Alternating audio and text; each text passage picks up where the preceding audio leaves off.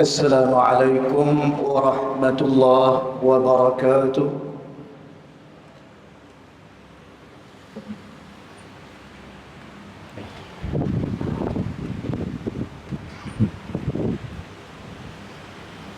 الله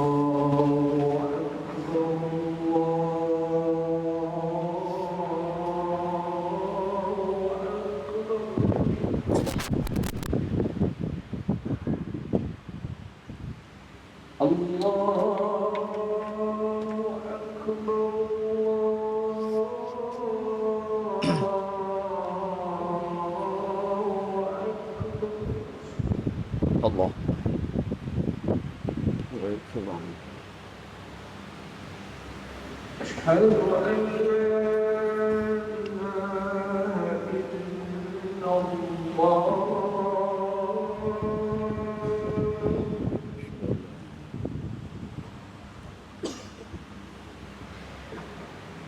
أشهد أن لا إله إلا الله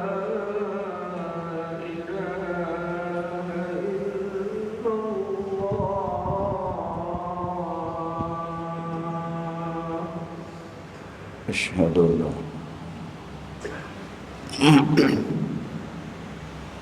أشهد أن محمدا رسول الله أشهد أن أشهد أن محمدا رسول الله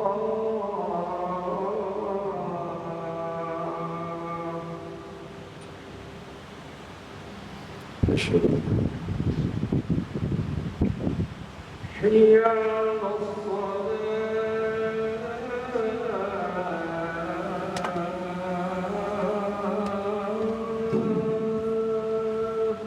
لا حول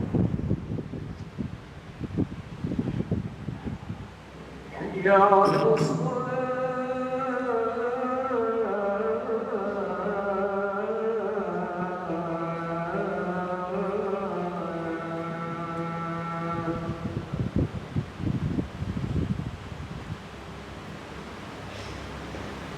حي على الفلاح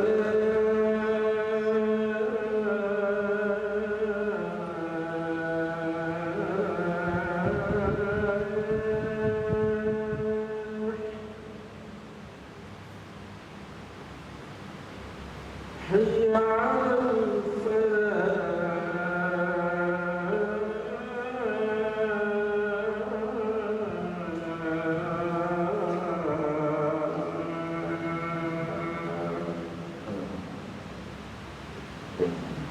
الله أكبر الله أكبر الله لا إله إلا الله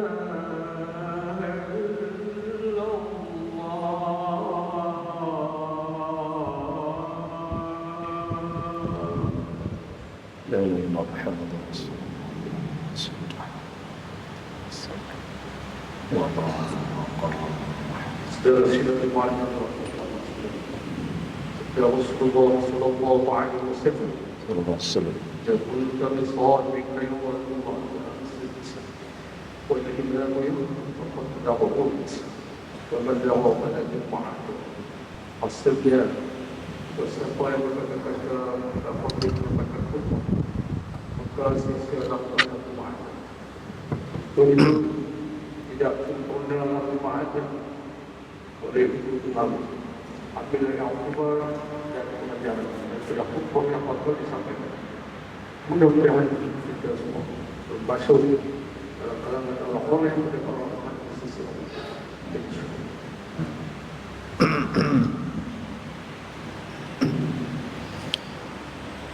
Alhamdulillah الحمد لله على كل حال ونعوذ بالله من أحوال أهل النار ونسأله العفو والعافية في الدين والآخرة، إنه هو العفو الغفار. وأشهد أن لا إله إلا الله وحده لا شريك له، مقدر الأرزاق والأعمار. وأشهد أن محمدا عبده ورسوله المصطفى المختار. اللهم صل وسلم على سيدنا محمد في كل إقبال وإدبار، آناء الليل وأطراف النهار. أما بعد، فيا عباد الله، اتقوا الله، أوصيكم وإياي بتقوى الله، فقد فاز المتقون. Ma'asyiral muslimin rahimakumullah. Bagi memulakan khutbah pada hari ini yang penuh dengan keberkahan, khatib berpesan kepada kita semua, terutamanya pada diri saya sendiri, agar senantiasa berusaha meningkatkan keimanan dan ketakwaan kita kepada Allah Subhanahu wa taala dengan melakukan semua suruhannya dan juga menjauhkan segala larangannya. Firman Allah Subhanahu wa taala, "Ya ayyuhalladzina amanu taqullaha haqqa tuqatih wa la tamutunna illa wa antum muslimun."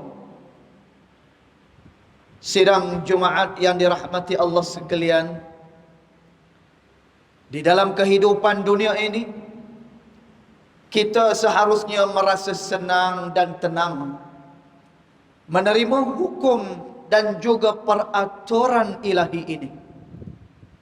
Sifat redha itu haruslah ditunjukkan, sama ada pada ketika kita menerima nikmat mahupun ketika mana kita ditimpa dengan musibah. Di dalam Al-Quran telah disebutkan banyak kali perkataan redha. Pada umumnya ia mempunyai kaitan dengan keimanan, amal saleh dan kebajikan serta nilai-nilai utama yang lainnya. Allah Subhanahu wa taala membenci orang yang tidak redha dengan apa yang telah pun ditentukan olehnya. Kehidupan kita tidak selalunya indah. Kita senantiasa berharap sesuatu yang terbaik dalam kehidupan ini. Namun pada hakikatnya, kehidupan tidak selalu mengikut apa yang kita harapkan. Perjalanan hidup memang tidak selalu indah seperti yang diimpikan oleh sesiapa sahaja. Ia adalah satu fitrah dan juga lumrah dalam kehidupan, seperti siang yang terang bersilih ganti pula dengan malam yang gelap gelita. Begitulah juga seperti roda yang berpusing, sesekali ianya di atas dan sesekali ianya berada di bawah. Saudara-saudaraku, sidang Jumaat yang berbahagia, kita akan diuji.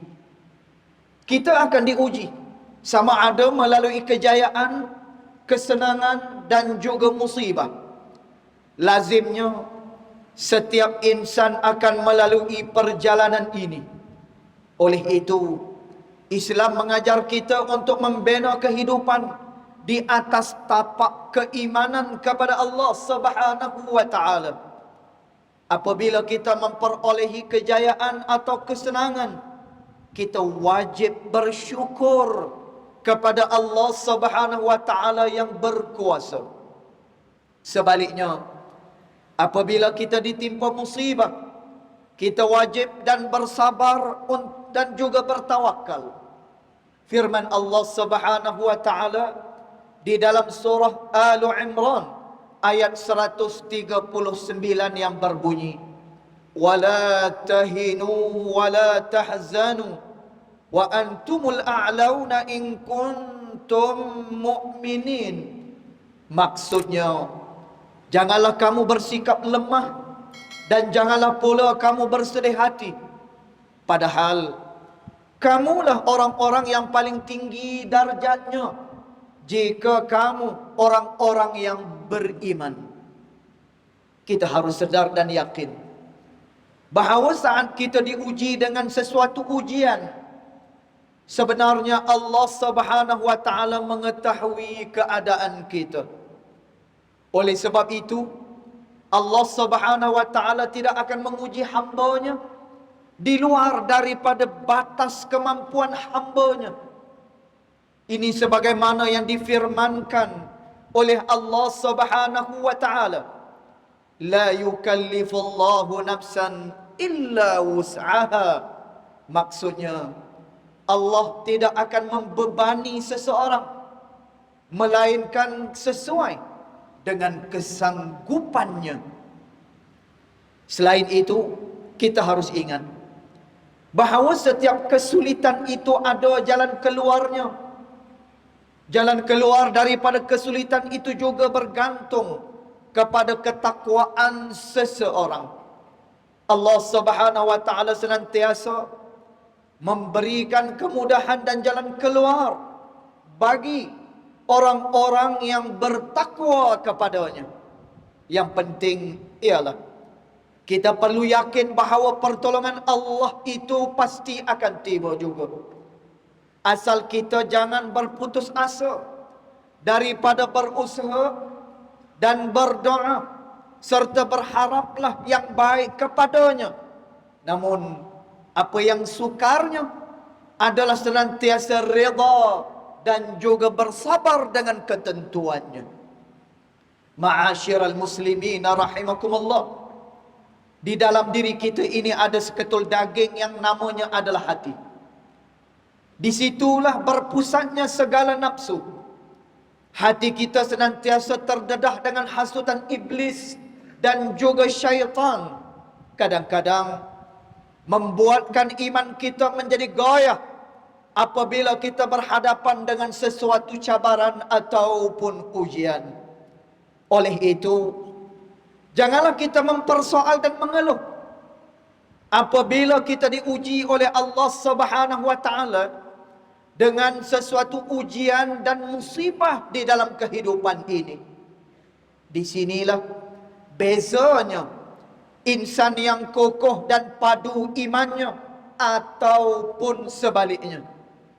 Bagi orang yang benar-benar beriman dan bertawakal kepada Allah Subhanahu wa taala, mereka sesekali tidak akan mempersoalkan ketentuan ilahi, tetapi redha dan juga pasrah kepadanya. Kita tidak bersalah untuk merasa sedih apabila berhadapan dengan ujian dan juga musibah. Namun, apa yang lebih penting ialah pengalaman pahit dan duka yang kita alami itu hendaklah membawa kita lebih dekat dan juga rapat dengan Allah Subhanahu wa taala. Sebenarnya, musibah boleh menjadi hikmah yang tersembunyi dan akhirnya ianya akan menjadi rahmat yang besar kepada kita apabila kita menghadapinya dengan redha.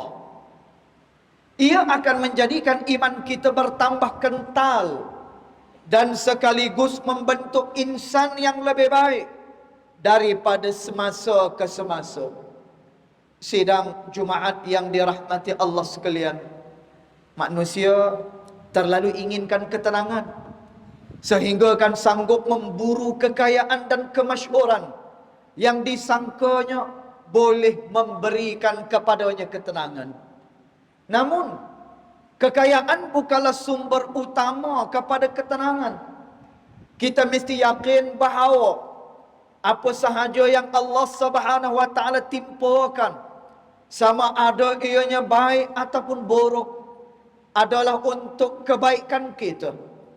Hakikatnya, manusia tidak boleh lari daripada ujian. Setiap orang inginkan kebahagiaan, namun tidak semua dapat mengecapinya. Tidak ada seorang pun yang mahukan ujian. Tetapi apa yang pasti, setiap manusia ini pasti dan pasti ianya akan diuji oleh Allah Subhanahu wa taala. Keterangan hati dan fikiran bukan dinilai daripada banyaknya harta yang dimiliki atau kecantikan dan juga ketampanan wajah itu. Sebenarnya ketenangan yang muncul secara murni di dalam hati kita kepada Allah. Kalau sudah kita mengikatkan hati kepada Allah Ta'ala, di saat merasa sakit pun akan terasa reda atau tidak terasa parah. Dengan menyebut dan mengingat nama Allah, kita akan menemukan ketenangan di dalam hati. Justru hati yang jauh daripada Allah akan membuatkan hidup kita menjadi susah. Kalau sudah jauh daripada Allah Subhanahu wa taala, masalah kecil pun akan kesulitan untuk menghadapinya.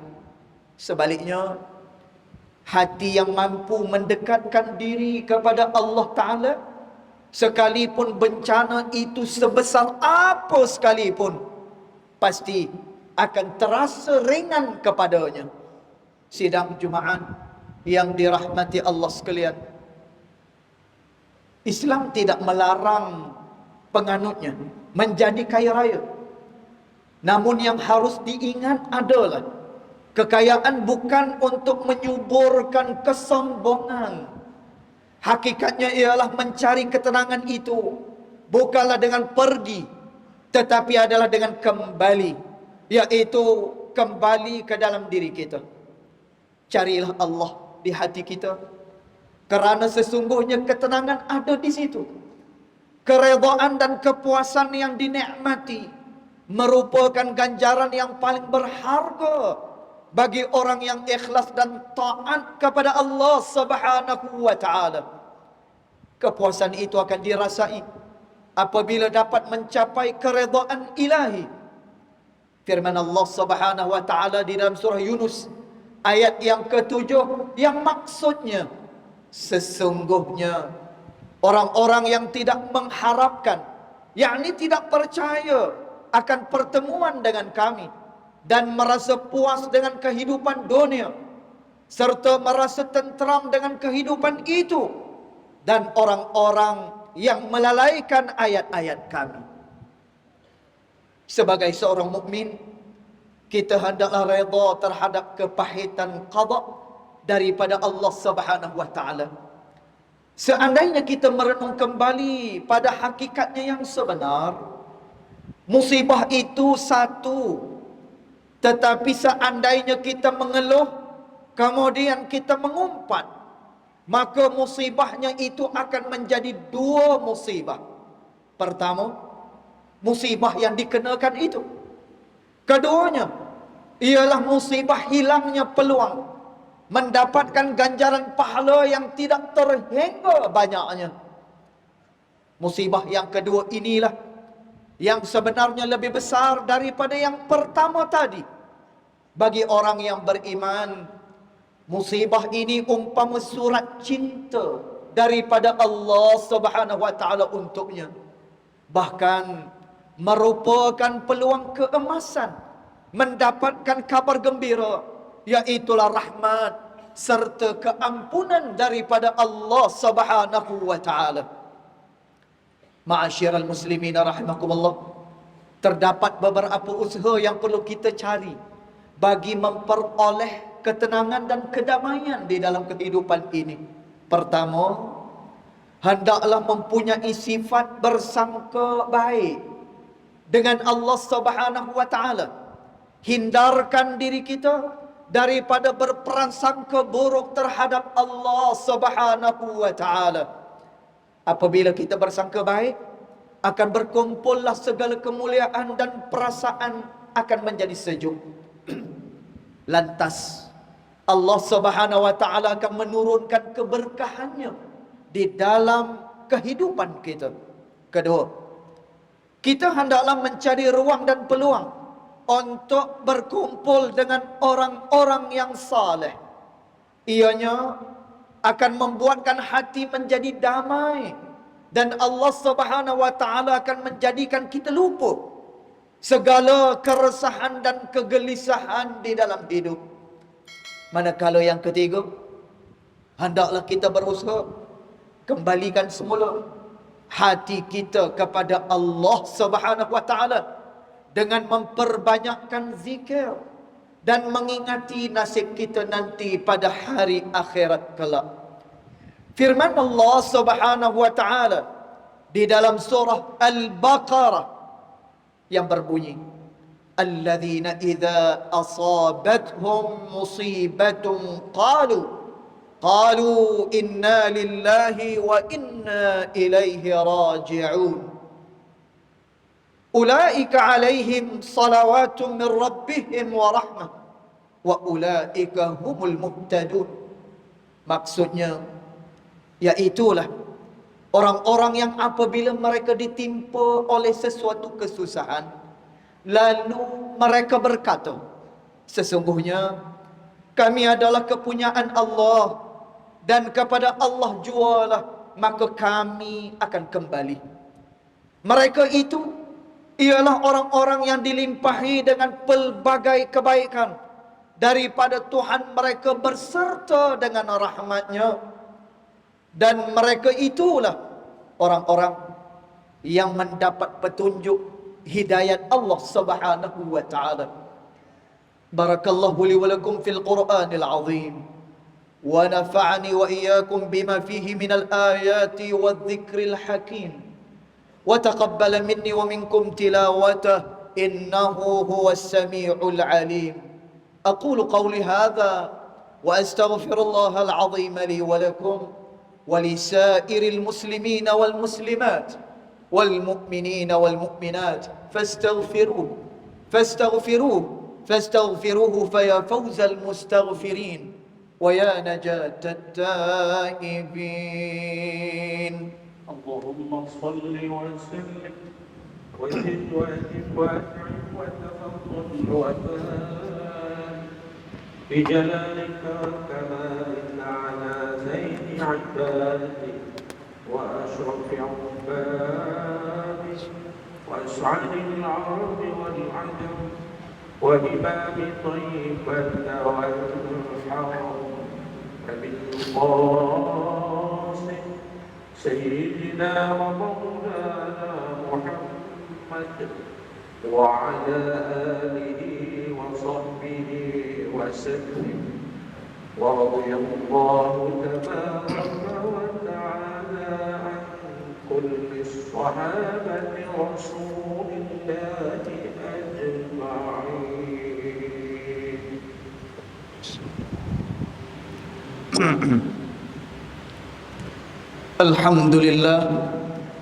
الحمد لله حمدا كثيرا كما أمر. أشهد أن لا إله إلا الله وحده لا شريك له، وأشهد أن سيدنا محمدا عبده ورسوله. اللهم صل وسلم على سيدنا محمد المنقذ من الضلالة والجهالة إلى نور الحق والإيمان والهدى، وعلى آله وأصحابه الذين هم قدوتنا ولهم الفضل على جميع الأمة إلى يوم القارعة.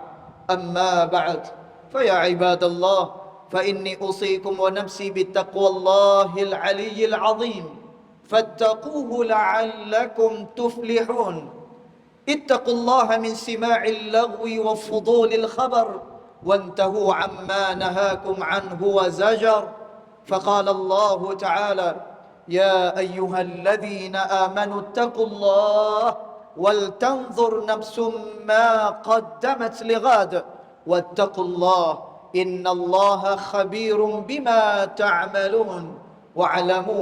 واعلموا أن الله أمركم بأمر عظيم، أمركم بالصلاة والسلام على نبيه الكريم، فقال: إن الله وملائكته يصلون على النبي يا أيها الذين آمنوا صلوا عليه وسلموا تسليما.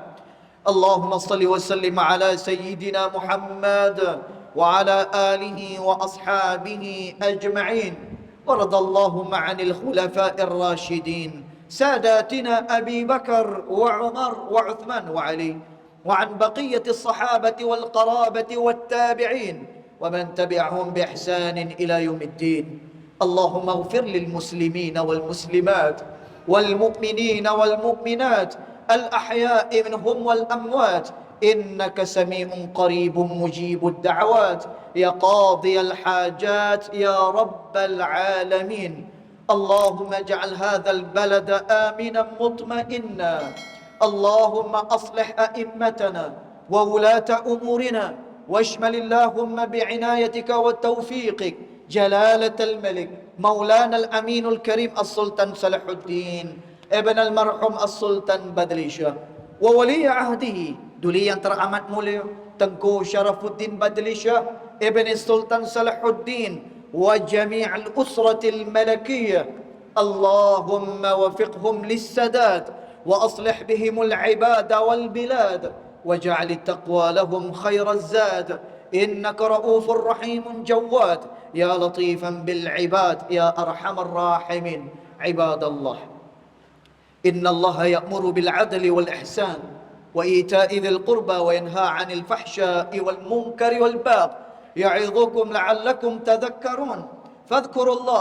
فاذكروا الله العظيم يذكركم واشكروه على نعمه يزدكم واسألوه من فضله يعطكم ولذكر الله أكبر والله يعلم ما تصنعون.